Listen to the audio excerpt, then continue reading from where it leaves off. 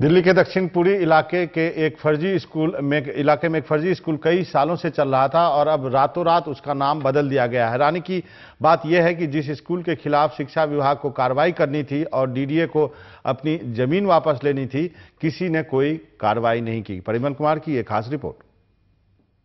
किस स्कूल में पढ़ते हो? स्कूल का नाम क्या है?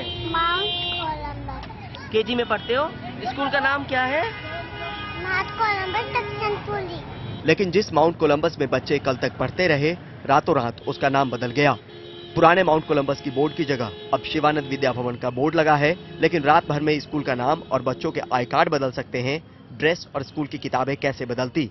दरअसल आरटीआई से खुलासा हुआ कि 2011 से चल रहे माउंट कोलंबस स्कूल को न तो शिक्षा निदेशालय से मान्यता मिली थी और न ही सीबीएसई से।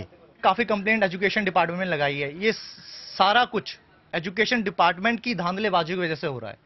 जहां पर मैं डिफेंस कॉलोनी जाता हूं, ईओ के पास, डिप्टी डायरेक्टर के पास, उन्हें अपनी सारी प्रॉब्लम बताई, उन्हें एक्सट्रास दिखाए, उन्हें फोटो दिखाए, उन्हें वीडियो दिखाई। वो मानने के लिए तैयार नहीं है कि वहां माउंट कोलंबस स्कूल चल रहा है। वो तो कह रहे हैं कि वहां शिवानंद है, फॉर्जरी है, फ्रॉड है। वो माउंट कोलंबस की भर रहा हूं, चेक से जा रही है।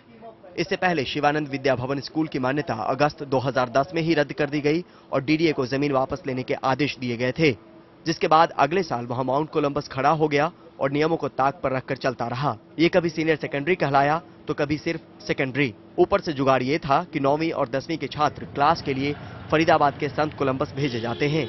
माउंट कोलंबस में छोड़ता हूँ स्कूल के बाहर बच्चे को, तो वहाँ से बस उसको कलेक्ट करके जो है वहाँ लेके जाती है हरियाणा सेंट कोलंबस स्कूल के अंदर। भाई माउंट कोलंबस था, हमने तो उसी हिसाब से 3 साल हो गए इस स्कूल को। अगर आपको मान्यता लेनी थी पहले लेनी चाहिए थी ना।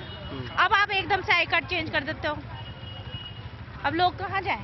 स्कूल में करीब 1500-1600 बच्चे हैं। अब उनके माँ बाप परेशान हैं और किसी को पता नहीं कि बच्चों को डिग्री कहाँ से मिलेगी। पेरेंट्स क्या मानकर चले, उनका बच्चा माउंट कोलंबस में पढ़ रहा है या शिवानंदा में पढ़ रहा है? देखिए, पेरेंट ये मान के चलें कि जहाँ भी पढ़ रहा है हम अच्छी फैसिलिटीज उनको प्रोवाइड कर रहे हैं, but at present it's Shivananda, but in future it will change, but with the permission of directorate only. Parents की लड़ाई लड़ने वाले और पेशे से एडवोकेट अशोक अग्रवाल कहते हैं कि स्कूल पर जुर्माना बनता है। 1 अप्रैल 2013 जो राइट टू एजुकेशन एक्ट है वो ये कहता है कि इस तारीख के बाद कोई भी स्कूल बिना प्रायर रिकॉग्निशन के चल ही नहीं सकता। और अगर कोई व्यक्ति चलाता है, कोई सोसाइटी चलाती है, तो उसके लिए उन्होंने पेनल्टी रखी है कि फर्स्ट डे 1 लाख रुपये और उसके बाद हर रोज उसको 10,000 रुपये का जुर्माना। वैसे गलती शिक्षा निदेशालय की भी है, जिसकी नाक के नीचे एक फर्जी स्कूल चलता रहा और उस पर कार्रवाई करने के बजाय डायरेक्टर एजुकेशन ने उसकी रीस्टोर करने की हरी झंडी दे दी। जिस विभाग को कार्रवाई करनी चाहिए थी वो खामोश है, जुर्माना वसूलना चाहिए था वो रहमदिल हो चुका है।